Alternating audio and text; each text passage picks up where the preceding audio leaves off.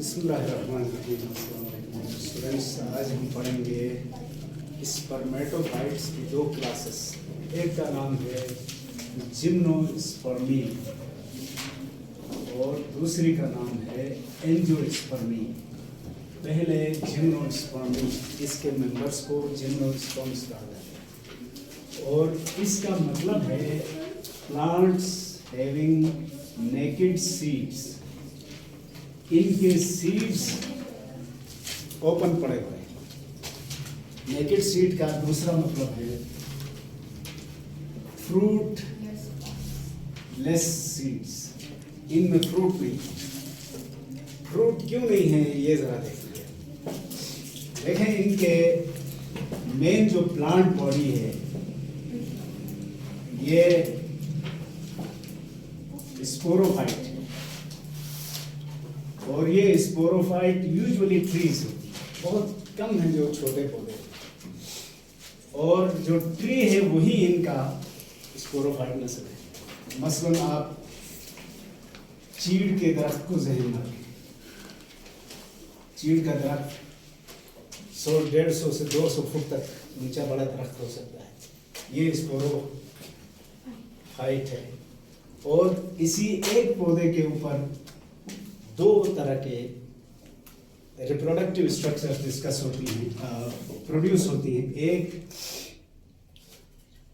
Female cone है, female cone जो ऊपर वाली शाखों पर, नई शाखों पर बनता है।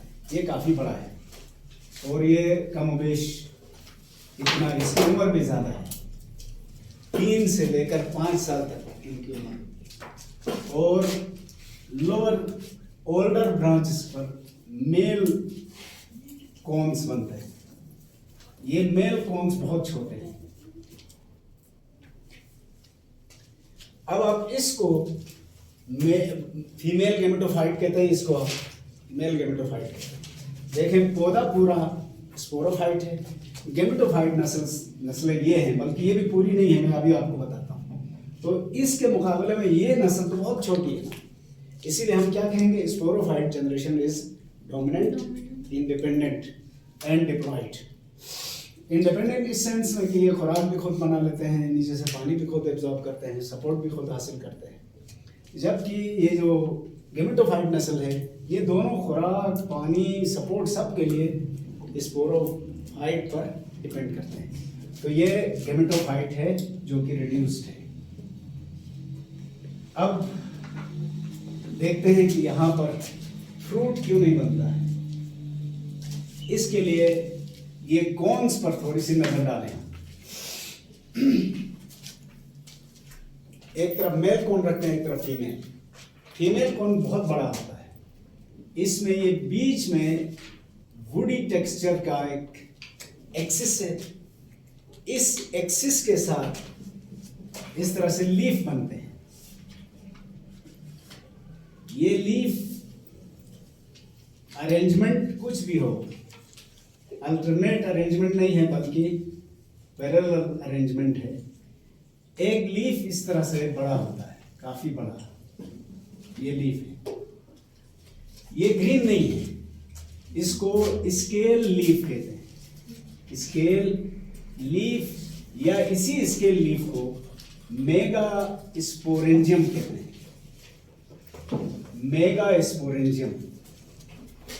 इस लीफ की बेस पर यहां पर दो छोटी छोटी स्ट्रक्चर्स होती हैं। ये है ओव्यूल। तवज्जो चाहूंगा बेटा, ओव्यूल नेकेड है। नेकेड मींस कवर नहीं है। अगर ये लीफ ऊपर वाले लीफ से जुड़ा हुआ होता तो ये फिर बंद होता और इससे ओवरी बनती और ओवरी से फ्रूट बनता। ओव्यूल फिर यहां अंदर फंसे हुए होते हैं, क्योंकि ओव्यूल से ही सीड बनता है। सीड की डेफिनेशन ये बताई थी ना कल, ripen ovule is called seed, यही कहा था।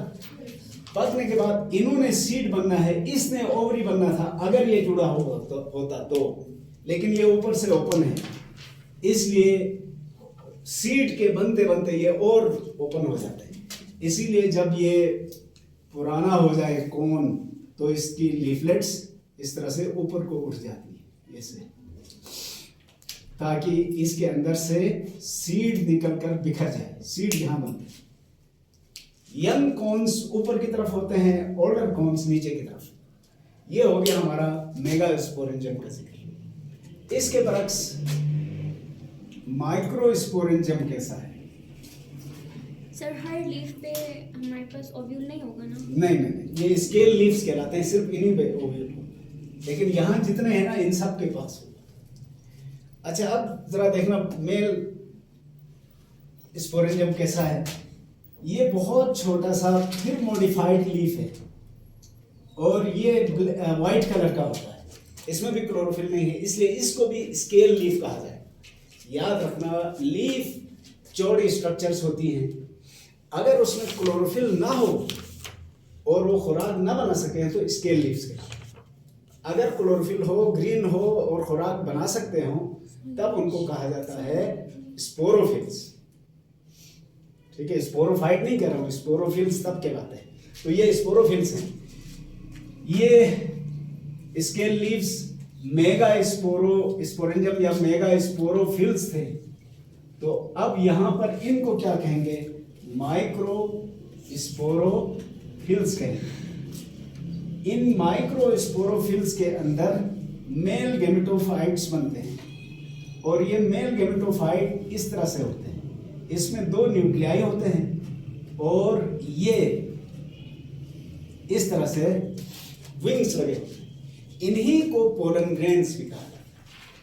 तो ये पूरी स्ट्रक्चर मेगा गेमेटोफाइट है और अंदर जो 2 सेल्स हैं वो मेगा गेमीट्स या मेल गेमीट्स हैं। अच्छा, होता क्या है, जब ये रिलीज होता है, ये रप्चर हो जाता है नीचे से। इनकी उम्र 3 से 4 महीने होती है, बहुत मुख्तसर। पोलन ग्रेन्स हवा के जरिए उड़ते हुए अगर इधर आ गए, यहाँ लैंड करेंगे। यहाँ लैंड करने के बाद फिर अजीब बात है, बहुत अजीब बात, वो इस तरह से कि यहाँ ओव्यूल तक पहुँचने के लिए कोई रुकावट नहीं है, ओपन रास्ता है। लेकिन इनमें से एक न्यूक्लियस, ट्यूब न्यूक्लियस होने की वजह से वो पोलन ट्यूब डेवलप करती है और उसी पोलन ट्यूब के थ्रू दूसरा न्यूक्लियस जो कि स्पर्म है आके इधर फर्टिलाइज हो जाता है। तो ओपन में ये टनल बनाने की क्या जरूरत थी? क्योंकि ये अकेला सेल ड्राइनेस बर्दाश्त नहीं कर सकता। तो एक ह्यूमिड टनल बनाया गया जिसके थ्रू ये स्पर्म आके इधर फर्टिलाइजेशन हुई। आमतौर पर हर लीफ की बेस पर 2 मुख्तलिफ स्पीशीज में तादाद मुख्तलिफ है, मिनिमम 2 है और इस तरह से ये सीड में तब्दील हो जाते हैं। फिर ये सीड बिखर जाते हैं। तो ये सीड बगैर किसी कवर के या बगैर किसी क्या कहेंगे फ्रूट के बगैर थे, इसलिए इनको नेकेड सीड का और ऐसे प्लांट्स को हमने जिम्नोस्पर्म्स कहा। तो लाइफ साइकिल डिस्कस नहीं है, मैंने बताने की कोशिश की। अब आप पढ़ेंगे तो आसान हो जाएगा। सर ये विजिबल होगा? विजिबल है, लेकिन ये पोलन ग्रेन विजिबल नहीं है। सीड विजिबल होगा, ओव्यूल विजिबल होंगे, पोलन ग्रेन विजिबल नहीं है, ये बहुत छोटे। अच्छा, इसके अलावा इनमें क्या है? रूट प्रेजेंट है और ये टेप रूट है। टेप रूट किसको कहा जाता है? जो एक ओरिजिन से निकलकर शाखाएं बने जिसकी। जबकि एडवेंटिशियस रूट किसको कहा था? जो मुख्तलिफ पॉइंट से निकले। टेप रूट है। स्टेम वुडी है और लीफ कैसा है? लीफ जीरोफाइटिक नेचर का है। जीरोफाइट्स उन प्लांट्स को कहा जाता है जो सहरा में उगते हैं।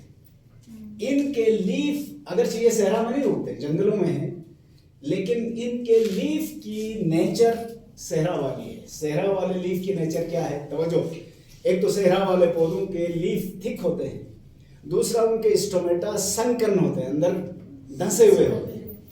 इनके भी स्टोमेटा संकन है, यानी इनके बॉडी के लिहाज से पानी की सप्लाई इनको कम मिलती है, उसी पानी को बचाने के लिए ऐसा करते हैं। और in most cases the leaves are needle shaped, mostly needle shaped है।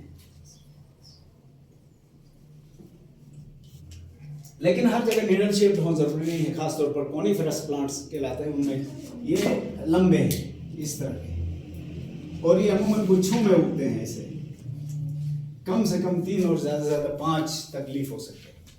थिक क्यूटिकल की लेयर चढ़ी होती है जिसकी वजह से ट्रांसपायरेशन ऑफ वाटर यहाँ मिनिमम होती है। लेकिन इसके अंदर बहुत सारे मेंबर्स शामिल हैं, जैसे गिंको, इसके लीफ चौड़े होते हैं। साइकास, इनके लीफ बहुत बड़े और इस तरह फैले हुए, जबकि एफिड्रा, उसके लीफ बहुत छोटे चिपके हुए, जबकि ये पाइनस वगैरह के लीफ थे ज़ीरोफाइट के। तीसरी बात यह है कि इनकी वुड या लकड़ी जो होती है वो सॉफ्ट वुड कहलाती है। सॉफ्ट का मतलब ये है कि इनमें जाइलम के खास टिश्यूज मौजूद हैं, जिसकी वजह से लकड़ी तो है लेकिन नरम है। नरम लकड़ी उसको कहा जाता है जिसमें कील ठोके तो वो कील को एब्जॉर्ब करता है और फटते नहीं है। इसीलिए इनकी लकड़ी इमारत के लिए, फर्नीचर के लिए बेहतरीन है। जबकि इससे अपोजिट जो ग्रुप पढ़ने वाले हैं उनकी वुड को हार्ड वुड कहा जाता है, सख्त लकड़ी। इसलिए आप देखें खुबानी की लकड़ी है हमारे पास, खुबानी की लकड़ी का फर्नीचर अमूमन नहीं बनता, वरना रंगीन लकड़ी है, बेहतरीन फर्नीचर बन सकता है। उसकी खूबी क्या है, बहुत सख्त होने की वजह से जब कील ठोका जाएगा तो पूरा एक एंड से दूसरे एंड तक चिर जाता है, वो हार्ड वुड। इनकी नरम है, कील अंदर, जहाँ कील है उधर ही ओपनिंग बनती है और बाकी लकड़ी सलामत रहती है। तो ये जिम्नोस्पर्म्स का थोड़ा सा जिक्र था, लाइफ साइकिल डिस्कस नहीं है तो छोड़ दें। अब आते हैं अगले ग्रुप की तरफ। ये इवोल्यूशन का सफर था। अगला ग्रुप पिछले से बेहतर, एंजियोस्पर्म्स। एंजियोस्पर्म्स का तर्जुमा है the plants having seed enclosed bye a fruit. इनके सीड के गिर्द फ्रूट मौजूद है। और फिर सोचने वाली बात है, अब बाद में बताऊंगा फ्रूट कैसे बना है। तो इन्हीं प्लांट्स को फ्लावरिंग प्लांट्स भी कहा जाता है। तवज्जो से सुनना बेटा, इससे पहले किसी प्लांट में हमने फ्लावर का जिक्र नहीं किया, वो सारे नॉन फ्लावरिंग थे। फूल यहां पहली दफा क्लियर हुआ है और फूल रिप्रोडक्टिव पार्ट है। ये मुकम्मल आज के दौर के मुकम्मल पौधे ये हैं। और हमने शायद पहले भी जिक्र किया है, इनके बॉडी पार्ट्स 4 हैं।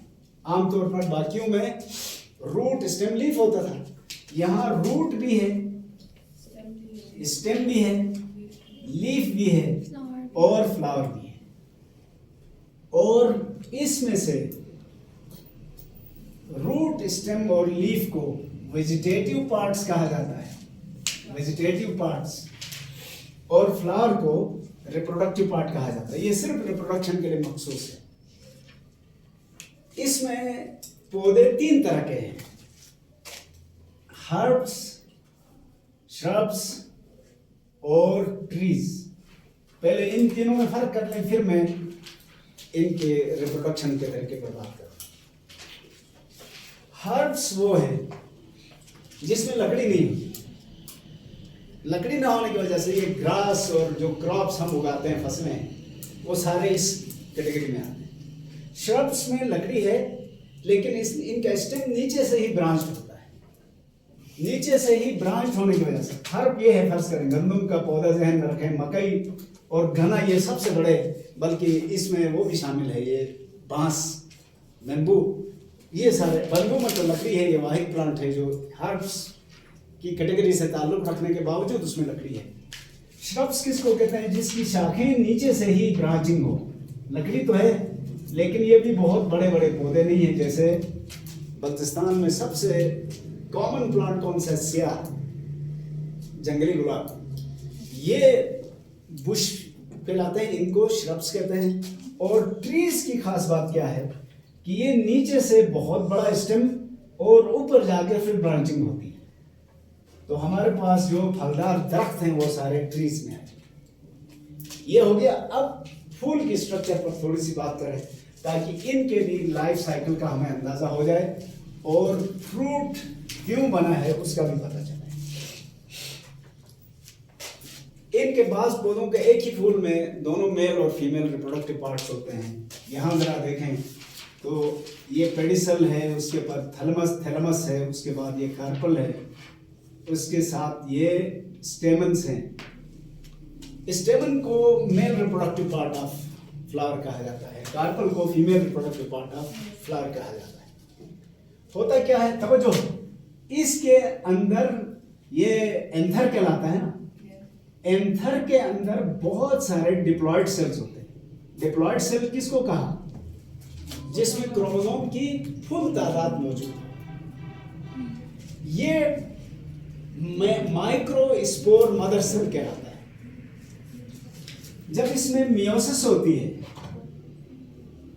तो एक सेल से 4 सेल्स बनते हैं।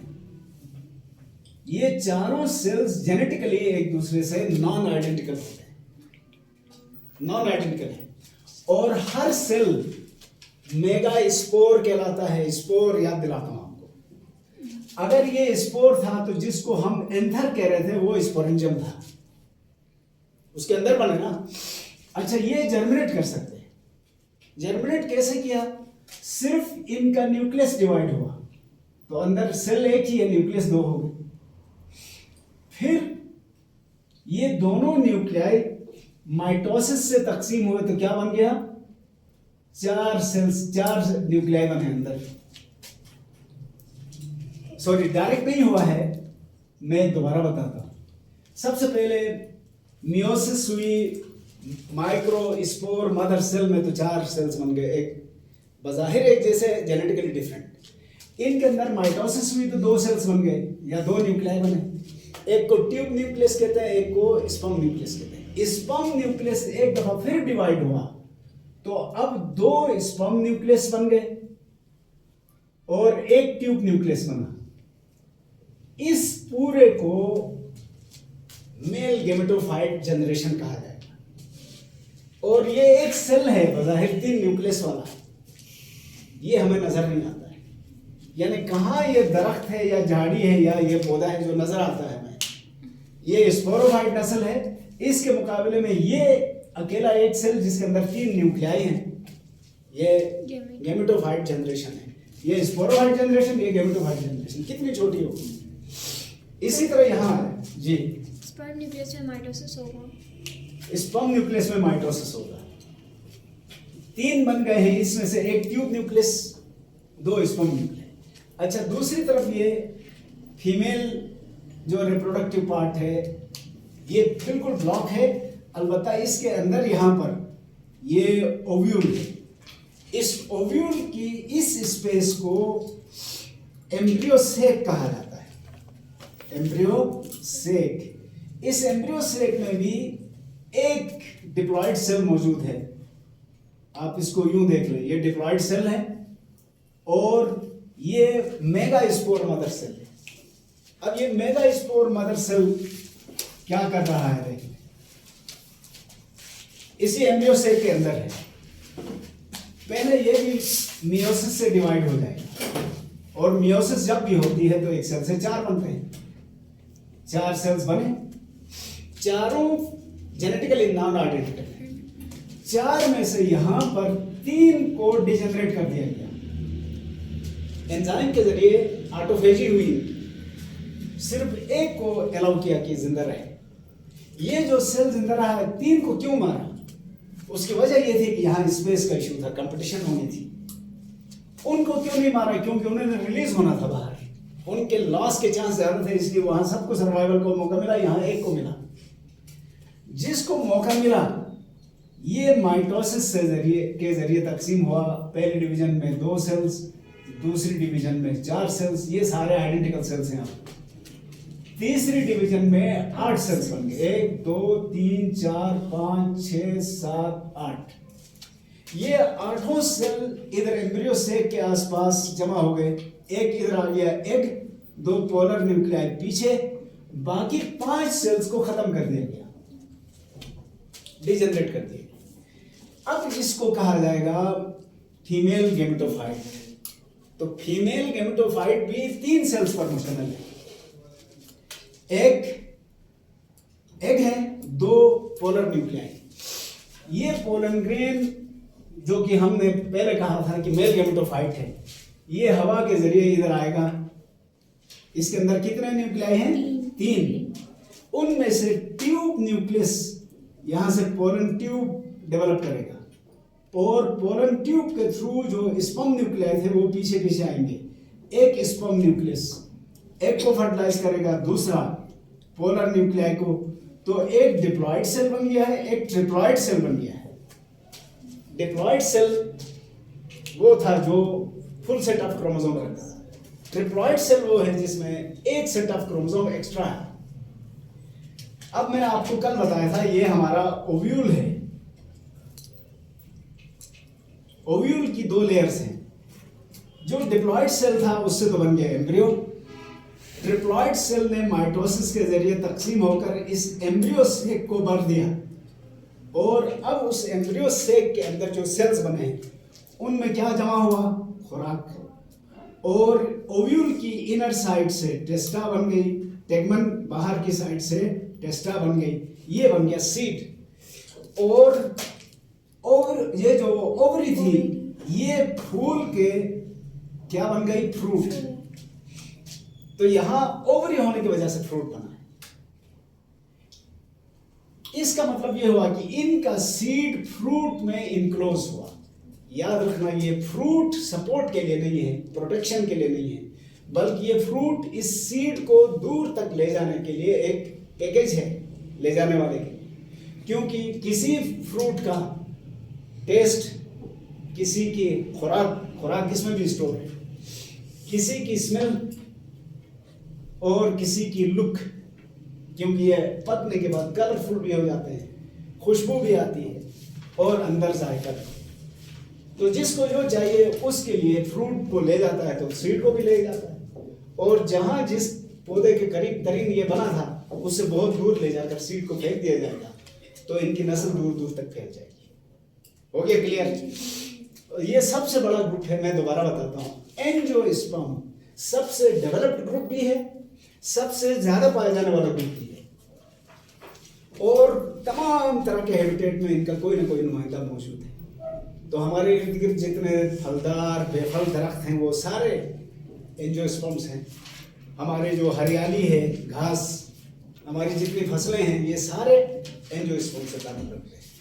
तो आप यूं समझ लें, प्लांट किंगडम में एंजियोस्पर्म को वही हैसियत हासिल है जो एनिमल किंगडम में मैमल को हैसियत हासिल है। सबसे डेवलप्ड ग्रुप वो है। क्लियर हो गया बेटा? सर ये जो मेगास्पोर मदर सेल है ये वॉल ऑफ द ओव्यूल्स में जो सेल्स उनसे बनेगा सर?